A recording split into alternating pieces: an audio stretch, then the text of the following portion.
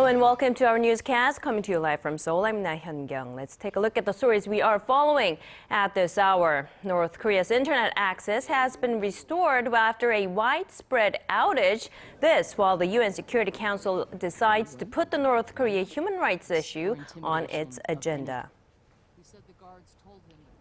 The head of Asia-Pacific sovereigns at Fitch says the Korean economy will not meet the same fate as its neighbor Japan, adding that Seoul has room to cut interest rates. And the Korean film industry has another banner year, gaining more than 100 million admissions for the third consecutive year. And we will get to those stories shortly, but today we begin with North Korea. The regime's internet seems to be up and running now, but access was blocked for about 10 hours on Tuesday, Korea time. Fingers were pointed toward the U.S. this time, with some speculating it was Washington's retribution for the recent hacking attack on Sony Pictures. For this story, here's Shin Se-min. We will respond. We will respond proportionally, and we'll respond in a place and time and manner that we choose. It's not something that I will announce here today at a press conference. Days after U.S. President Barack Obama said he would take proportional measures against a cyber attack on Sony Pictures that's been blamed on North Korea, the communist state is slowly regaining access to the internet after experiencing widespread outages. Some say the communist state has been cut off completely from the internet in what is being described as the worst network collapse in the north in years. It is not clear what caused the outage, but suspicion immediately turned to the United States in light of the recent attack on Sony Pictures. Deputy spokesperson for the U.S. State Department Marie Harf declined to comment on the reports that North Korea had lost its internet access, but did say that the U.S. implements their responses. Some will be seen, and some may not be seen. Access to the internet is limited in the north. Only a small number of people are allowed online, and very little commercial or government-related businesses is done on the web. For that reason, experts say the outage isn't expected to have any lasting economic effects on the north. Shin Se-min, ARIRANG News. Now, the United Nations Security Council has decided to put North Korea's human rights violations on its agenda, which means the topic can be brought up anytime when deemed necessary for the next 3 years. China and Russia were the only two countries that voted against the move. For more details, here's Connie Lee. It's official. North Korea's human rights issues are now part of the UN Security Council's agenda. The DPRK is in effect a totalitarian state which uses violence and repression against its own citizens to maintain itself. The regime's atrocities against its own people have created an inherently unstable state. Members of the council voted on Monday to formally take up the issue of Pyongyang's alleged human rights abuses. This despite objections from China and Russia. However, there are no vetoes in procedural votes like this one, where an agenda is being set, so the other members were able to override the objections. This is the first time that the top UN body has taken up North Korea's human rights issues. Previously, discussions on Pyongyang were solely centered on the North's nuclear weapons program, but now all aspects of the country will be monitored and discussed.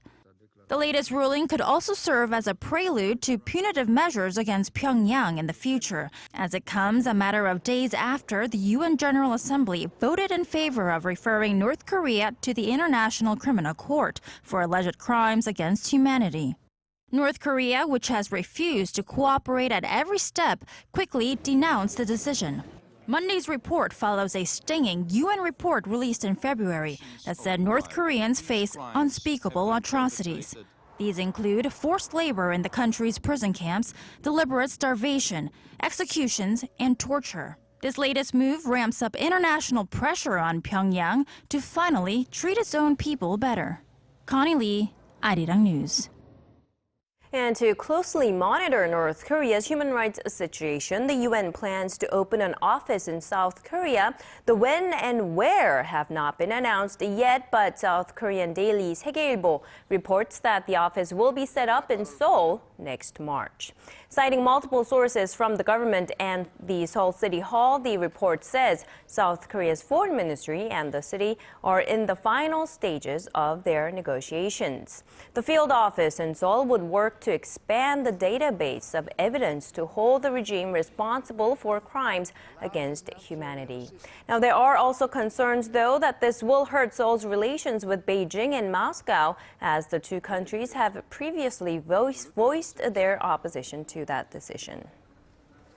Now, Russia's celebration of the 70th anniversary since its victory over Nazi Germany in World War II could end up having quite the mix of VIP guests. A Kremlin official has confirmed that U.S. President Barack Obama and North Korean leader Kim Jong-un have both been invited to the May 9th event. A diplomatic source in Beijing said Monday that Kim is likely to accept Russia's invitation. The invitation to Obama comes amid tense relations between Russia and the West after Moscow's annexation of Crimea. South Korean President Park Geun-hye has also been invited to the event. The presidential office says she is mulling over the invitation. In the year 2012, for Korea was at its record high. All of the day's important events close to home and around the world. Join Laah Hyun-kyung live from Seoul. Shopping market thinks the true meaning of creation shines through. Now, President Park Geun-hye has urged authorities to thoroughly investigate the alleged hacking of a computer system at the state-run nuclear plant operator. At a cabinet meeting today, the president stressed the need to ensure there are no hazards to nuclear safety. Referring to North Korea's cyber attack on Sony Pictures, President Park urged officials to inspect Seoul's ability to counter cyber terrorism and to make necessary improvements. Now, also at the meeting, President Park announced the resignation of Oceans and Fisheries Minister Lee Ju-young. It comes amid speculation that a cabinet reshuffle is in the works, spurred by allegations that the president's current and former aides have been meddling in state affairs. The chief analyst for Asia-Pacific sovereigns at Fitch Ratings, Andrew Cohen, says Korea can show flexibility in cutting the central bank's key interest rate. Our Hwang Ji-hye had a conversation with Mr. Cohen about Korea's economy. Take a look. So, Andrew, many here in Korea are drawing parallels between Korea and Japan, saying that Korea is close to the kind of slow growth and falling prices that its neighbors suffered from for 2 decades. Do you also agree with the comparison? I think that comparison is rather overdone. We expect Korea's economy to grow about 3.7% this year, rising to 3.9% next year. And there are plenty of countries in the world that would be very happy to be growing at those kinds of rates. I think there's a risk of some months of negative price changes next year, partly as a result of the decrease in oil prices. But for an energy importing country like Korea, lower oil prices and perhaps even a temporary or mild deflation might not be such a bad thing. So what should Korea focus more on, longer-term sustainable growth or boosting the short-term recovery momentum? Well, it's not for us as a ratings agency to give policy advice, so that's an important point for us to stress. I think from our perspective, what I'd say is that Korea's degree or scope for policy flexibility, both on the monetary and on the fiscal side, is a strength in the credit profile. So compared to some of Korea's high-income advanced economy peers, the central bank has room to cut interest rates. Public debt is moderate. So the authorities have scope to use the budget to assist in economic management, more than is the case in many of the country's high-income peers. Now, household debt, that is one of the major risks of the Korean economy. Could that possibly develop into a crisis that could threaten the stability of the country's financial industry? Well, Korea does have quite a high degree of household debt compared to its peers, so roughly 90% of GDP in household debt, which is higher now than the US. Well, I think that how I view household debt is as something that decreases the economy's resilience to significant negative shock if one were to materialize. So from that point of view, it's something that weighs on the credit profile, weighs on the ratings. And what risks could there be when the Fed actually starts to raise its key interest rate? Thinking about financial market behavior, investors have tended to treat Korea as more of a safe haven. What I'm saying is that we don't view US monetary policy tightening as a risk for Korea in the same way as it is for some other countries in the Asia-Pacific region. I don't know about the 3.7% growth, but interesting conversation there. Thank you, Geunhye. Now, on Monday, the Finance Ministry announced a set of structural reform measures that will help secure sustainable growth. Our Kim Ji-yeon delves deeper into that topic today, especially on how next year will be a crucial year for making those changes and achieving that goal. Next year is a golden time to carry out structural reforms of the Korean economy. This is what Finance Minister Choi Kyung-won had in mind when he laid out a set of comprehensive economic policy directions this week. There are no nationwide elections scheduled for next year, meaning that the Park Geun-hye administration can focus less on wooing voters and more on implementing changes. Developing the employment system is regarded as an integral part of the structural reforms. Choi has stated before that local companies are reluctant to hire employees for permanent positions because it's not easy to lay people off once they're hired. The number of temporary positions has reached an all-time high, with official figures estimating the number at more than 6 million this year. Those recruited for temporary positions face job insecurity and lower pay compared to their permanent counterparts, even though they may be doing the same exact work. The need for structural reforms is in the spotlight amid dismal forecasts for our Korean economy, battling low growth and a shrinking workforce. A study by the Korea Development Institute shows that the potential growth rate of 3.6% will drop to 2.7% between years 2021 to 2030 and tumble to the 1% range starting in 2031. The state-run think tank attributes that to Korea's aging society, as the number of workers aged between 15 to 64 is thinning. Korea has one of the lowest birth rates in the world. The U.S. Central Intelligence Agency's World Factbook has a total fertility rate at 1.25, placing it in 219th place among the 224 countries surveyed. The problem is compounded by the growing number of job seekers who are part of the 7 million strong baby boom generation, who are now starting to exit the labor market in mass numbers. Kim Ji-yeon, ARIRANG News. Samsung Group's heir apparent Lee Jae-yong has leapfrogged a couple of other Korean tycoons to become Korea's second wealthiest person. According to Bloomberg's billionaire list on Tuesday, Lee's estimated net worth stands at around $7 billion. That's following 2 IPOs of Samsung companies, the IT services affiliate Samsung SDS and the group's de facto holding company, Jail Industries. He's now the 183rd richest person in the world. The only other Korean with a bigger fortune than Lee is his father, Lee Geunhye. Now, Hyundai Motor recruits Albert Biermann. In case you don't know, he spent more than 30 years with BMW, working as vice president of the M performance car line. Hyundai says he will begin work at the company's research center in April as the group's executive vice president. Now that makes him Hyundai's second highest ranked foreign executive after design chief Peter Schreier, who is credited with revamping many models of Hyundai's sister company Kia Motors. Biermann will be in charge of testing and developing performance cars, helping to improve the ride quality and handling. And the U.S. is still reeling from the shooting death of 2 NYPD officers. New York City Mayor Bill de Blasio held a press conference seeking to ease tensions. The mayor asked the people to put aside politics and unify behind the families of the 2 officers killed over the weekend in Brooklyn. His conference comes amid criticism for mishandling protests in New York, which followed the Michael Brown and Eric Garner cases.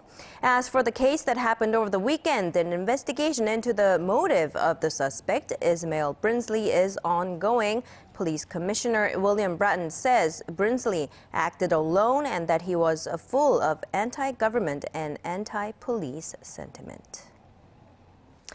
Back here in Korea, breaking the 100 million admission mark used to be a dream goal for the Korean film industry, but now it's not so far-fetched. More than 100 million tickets have been sold this year for the third year in a row. Our Park Ji-won has the story. Korean films have attracted over 100 million viewers to the nation's cinemas this year, marking the third straight year of achieving the milestone. Last year, the number of people buying tickets for domestically produced films exceeded the 100 million mark in early October. This year, it took a couple more months to reach the mark.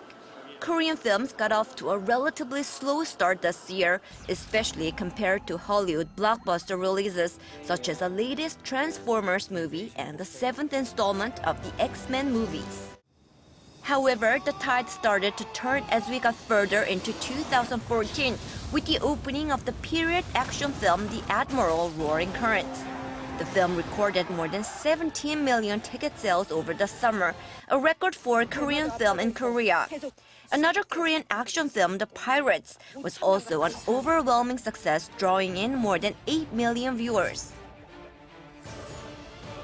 Last year, we had several Korean films attracting 3 to 4 million viewers. But this year, The Admiral Roaring Currents achieved that figure on its own. 2014 has been marked by the success of a small handful of films, pushing us to the 100 million mark.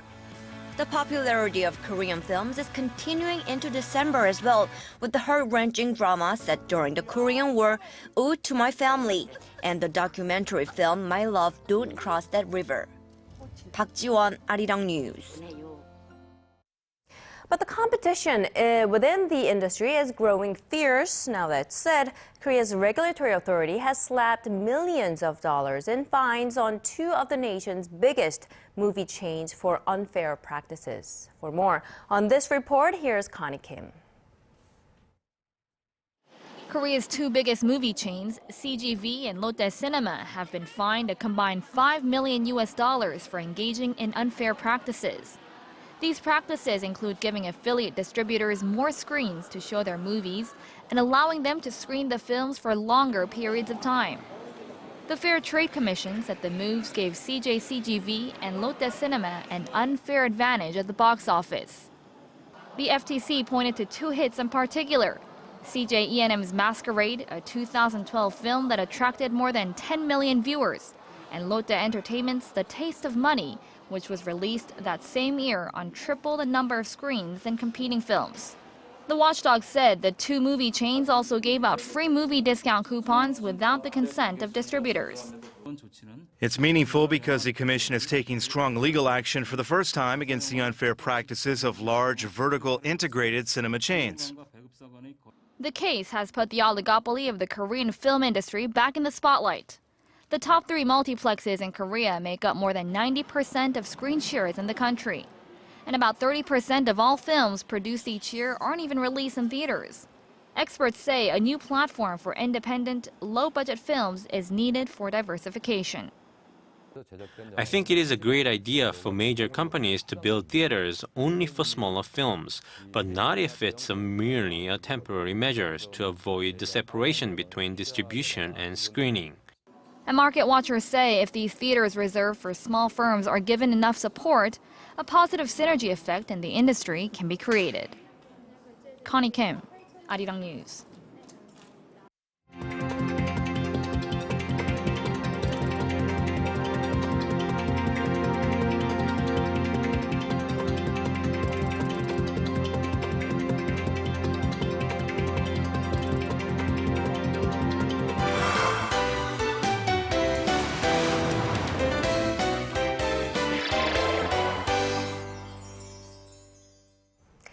With the technology advancing every day, some say things are becoming more and more difficult for the traditional craftsmen. Today, our Geunhye joins us with a look at a couple of artisans who still uphold their craft. Good afternoon, Geunhye. Good afternoon, right. So aside from the more traditional sense of an artist, say like a painter, craftsmen are still very much artists. And nowadays it seems like their craft has been replaced by machinery.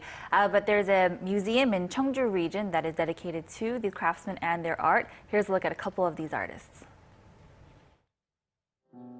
They stand firm, these stone figures, like guardians of the museum. The craft of Cheongju Museum is currently home to the works of praised Korean stonemason Yoo Hae-chul. 40 different pieces line the halls that range from traditional Korean figures to shapes found in contemporary art. I take the stones from the earth and polish them, as well as try to form them into these works. It's not quite a glass slipper, but it sparkles just the same. Also on exhibition at the museum are the works by glass-blowing specialist Kim Jun-yong. The delicate shapes and exotic colors are melted together by Kim, but only at a scalding 1,300 degrees, resulting in these breathtaking creations. When glass is hot, it is very malleable, so it's difficult, but by spinning and rolling the hot glass, we can create the desired shapes. These artisans embrace both the contemporary as well as elements of the traditional when it comes to their practice. And it's these artisans who supply the lifeline to the craftsman's world in a day and age overflowing with technology. So crafting can be a hobby for some, but for others it's very much a career path. Right, that's absolutely right. So a lot of crafters actually say that crafting originated from the necessity of what was being created, say such as bowls or jewelry. And there's actually quite a big craft fair here in Seoul. It just ended, the Craft Trend Fair. But they also featured the works of some of the artists that you saw today. And so that's another, crafting here really does follow trends, but it is something that they're really trying to keep alive, especially, the work, craftsmen, their work and their abilities kind of being pushed out by machinery, by like tools and technology. But, craftsmen who are really staying true to their work, they really are doing a good job. Right, and the stone artist that we saw in the report, he both creates traditional art pieces, but also contemporary artwork as well. Exactly. So he really has been praised for being able to adapt to a very modern aesthetic look. And so his work, aside from some of his traditional work, his newer pieces, they absolutely have beautiful, more contemporary looks to them. And so he has really been noted for being flexible like that. But really, all these master craftsmen, they really have to be valued and appreciated. And, their work has to be put in museums like, you just saw, for what it is. All right. Thank you very much, Geunhye, for bringing us this story today. It's always a pleasure.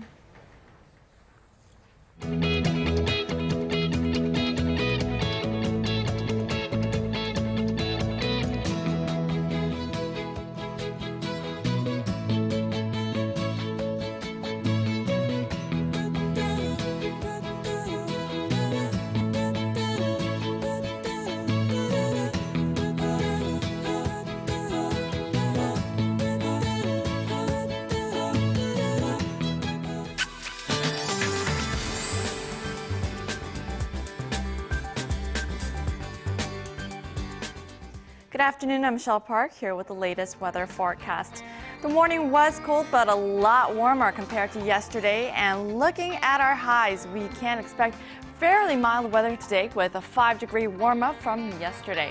Now the skies are also looking pretty clear, except over in the central region where it's currently foggy. And however, clouds are slowly moving in from the west, which will eventually expand over the entire nation by the end of the day.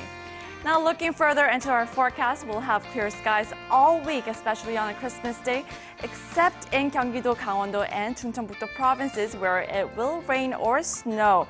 Tomorrow morning, temperatures will stay above the freezing point all throughout the week as well.